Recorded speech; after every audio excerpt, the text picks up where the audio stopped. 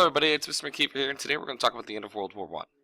I always like to frame the end of World War One really as the beginning of the conflict that becomes World War Two, because World War One is directly the cause of World War Two, and particularly the attempt to create peace afterwards, known as the Treaty of Versailles, sets the stage for the rise of fascism and people like Hitler, Mussolini, and General Tojo in Japan. When the war itself actually ends, the armistice takes place on November 11th, 1918, and it was just an end of the fighting. There's no cataclysmic victory for the Allies or anything. This is just the Germans finally just got tired of fighting. So they put down their weapons. At the end of the conflict, there are roughly anywhere between 10 to 15 million. There's a lot of, speculation as to where that number really lies, because it's really hard to get a true estimate based on the casualties of civilians and other things involved in the war. But there's no party or jubilation, celebration, anything that takes place in Europe at this point. When the war is over, everyone's just done with it. There's just a general malaise and depression that takes over Europe at this point. And even the soldiers who are fighting the war aren't really excited. They just want to go home. One of the famous quotes after the war is a reporter goes up to an Allied soldier in France and says, "What are you going to do now? What's this mean for you?" And the response is just simply, "It's time to bury the dead." The losses faced on both sides were so cataclysmic, so disastrous, that all people wanted to do was to take time to mourn for the losses, whether it was friends, families, whatever it was.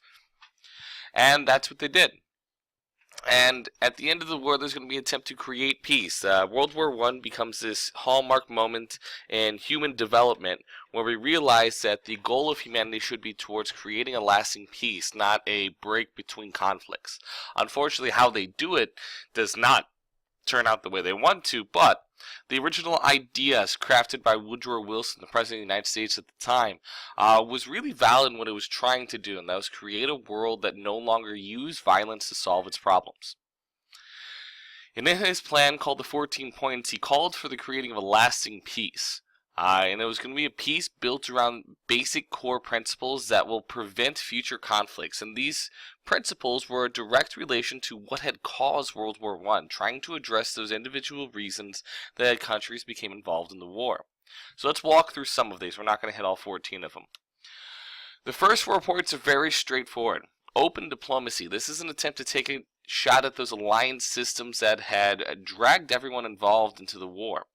Everyone is very aware as to what's going on. Alliances are going to be universal. They are not going to be secret. There's not going to be any confusion as to who is aligned with who.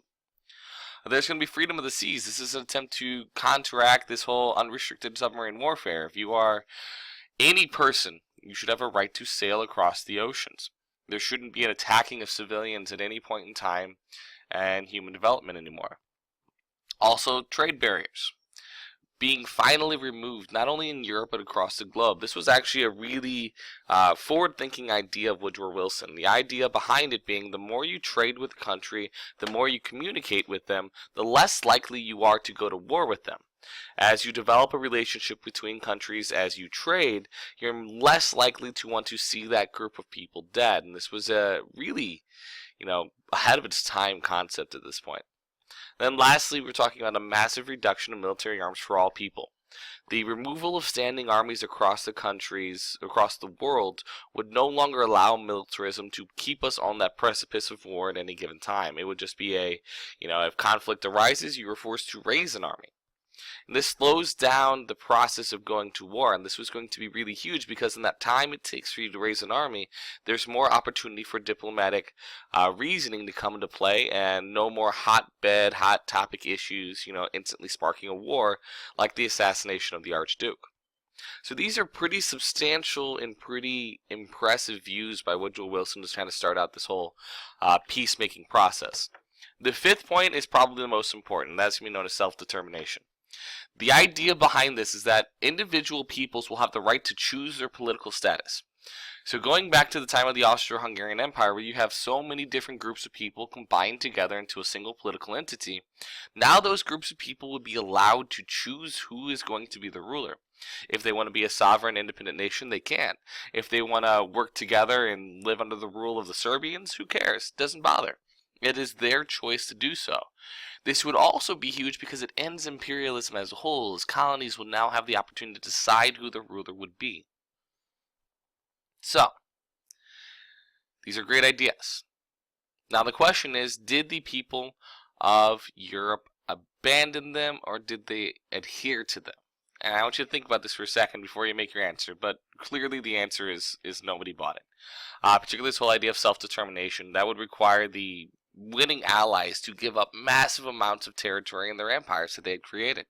Empires that they had long since hoped to improve with victory over the war. So why are they going to give away all these territories? Why are they going to give away opportunities to improve their own wealth? It just doesn't happen. But some things do come out of these 14 points. The last point is Woodrow Wilson's brainchild. It's known as the League of Nations. It was supposed to be an international global community designed around preventing war using diplomacy. It was created to make a lasting peace. But it runs into a series of cataclysmic short sightings of its creation. The biggest being that the country who envisioned it, the United States, never actually joins. Whereas this was Woodrow Wilson's hope and dream, Congress believed we would be getting too involved in the Europeans' affairs.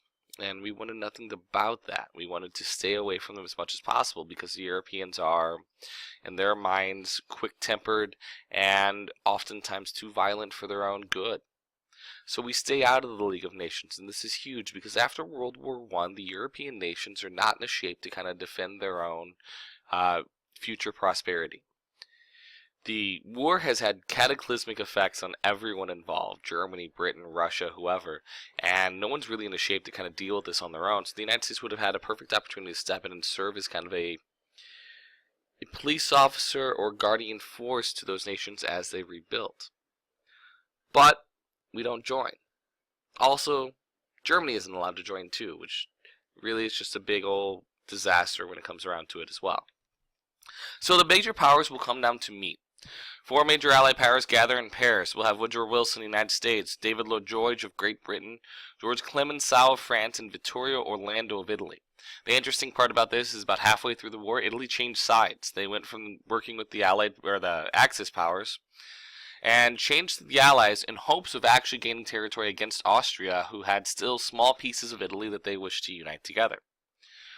What isn't apparent here and what isn't really a disastrous oversight by the members of this conference are what two countries are missing in this at all. Like, there's no representation for it. If you think about it for a second, it's like, oh, I don't know. Well, how about countries like Germany and the Soviet Union? While I realize the Soviet Union is now a new country and had walked out of the war, they are now a major world power and probably should have been somewhat consulted in what happens to Europe after World War I. Also, clearly Germany should have had some influence as to what happened. Remember, there is no cataclysmic disaster that caused the German army to collapse. They stopped fighting voluntarily. So, they are kind of envisioning that this is going to be a peace process where it's going to be, alright, fighting happened, and because we walked away from this and we didn't try to, bleed out every person possible, this is going to be a pretty straightforward, relatively lenient process. It wasn't our war. We didn't start it. It was Austria-Hungary and Serbia as we just fulfilled our promises to our allies in Europe. Well, that is not what happened. The Paris Peace Conference does the exact opposite of what Woodrow Wilson wants. Wilson wants to create a lasting peace through leniency and tolerance. The other powers, particularly France, is really hell-bent on the notion of destroying Germany. This is a bit of vengeance for the Franco-Prussian War. This is vengeance for the fact that most of World War I was fought on French soil, so they have a vested interest in that. When it comes down to it, this is going to be the overarching desire of the Allied powers, and that is going to be punish Germany as much as possible for the damages that take place. So what ends up happening is the Germans are blamed for World War I. And realistically, that should have never happened. They did not immediately cause World War I, and while some historians argue back and forth that really, with the whole idea of militarism, they really set everything up for it, it wasn't their war when they created it. It was Austria-Hungary and Serbia's. So when they are blamed for this, it's going to create a lot of resentment amongst the German peoples. They feel like they've been betrayed by the powers of Europe, and this is actually going to build the resentment needed for the rise of a future dictator named Adolf Hitler. So what ends up happening to them?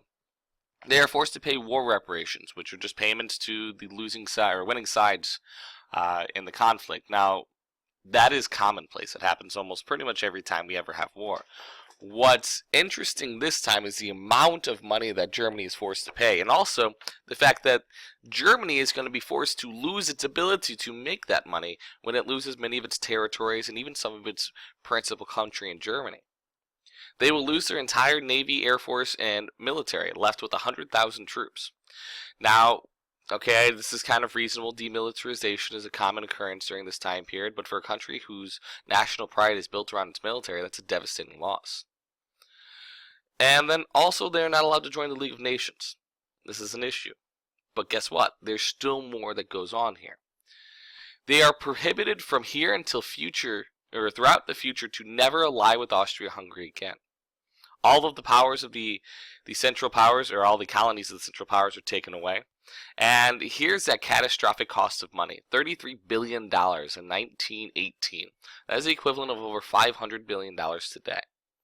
That is a truly monumental amount of money because the Allies are asking Germany to pay in reparations more than almost the economy of every country on the planet today, not to take into account what it would have been like in 1918. So this is going to be catastrophic for them. So what does this look like throughout all of Europe? Well, Germany is obliterated. Not only do they spend $33 now in war reparations, but they also spent more than any other country in the world during the actual conflict in spending $39 billion. The country itself is going to go through a period of hyperinflation. We're going to talk about this a little bit when we talk about the Great Depression. But the value of the German dollar goes down so much to the point where it's no actually longer useful for people to spend. The cost of an average loaf of bread will go into the billions of dollars. And the country itself is just obliterated. Farmland has been destroyed. Even though most of the fighting didn't take place in Germany itself, it was left unattended because the soldiers themselves were farmers now fighting on the fronts.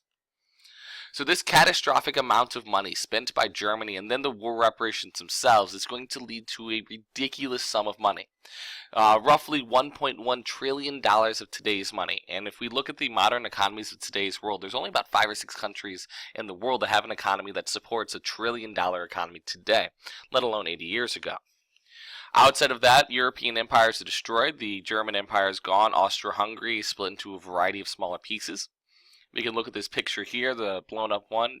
Austria-Hungary is going to break into Czechoslovakia, Hungary, Austria, Yugoslavia. Poland is going to be reintroduced to Europe for, another 25 years or so until it disappears.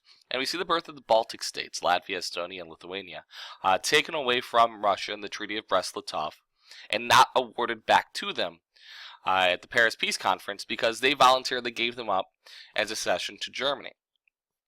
Also, we see a new Middle East born.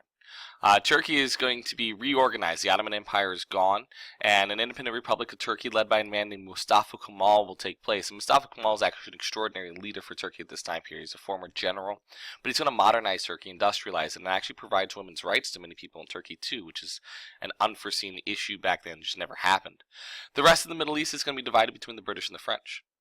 They're going to create mandates over these areas and control them. And this is actually one of the huge issues that we have in the Middle East today is this European control over the Middle East that takes place after World War I through World War II, where they decide that they are going to be the ones who arbit what happens and doesn't happen in the Middle East. Massive depression has broken out throughout the world. Countries had spent a catastrophic amount of money, and the value of the dollar across the world is dropping like a rock. And we actually spend a lot of time talking about this. A literal depression breaks out, and we call this a lost generation, which we talked about with our trench warfare. People are depressed. They don't view humans as humans anymore. We are alien, soulless creatures. And at the end of the day, we have set the stage for another conflict. It's a reload period, if you will. Germany itself has been utterly obliterated, and they've been humiliated, and that's where the real cataclysmic event is taking place. It's this humiliation of the German people that's going to set the stage for the rise of someone who's going to promise to fix all of these issues, to right the wrongs of the Treaty of Versailles, because this Treaty of Versailles is going to destroy Germany. And some people will promise to fix it, and that is what's going to inspire the German people 20 years from now to start World War II. Thanks, have a wonderful weekend, and I will see you guys next week.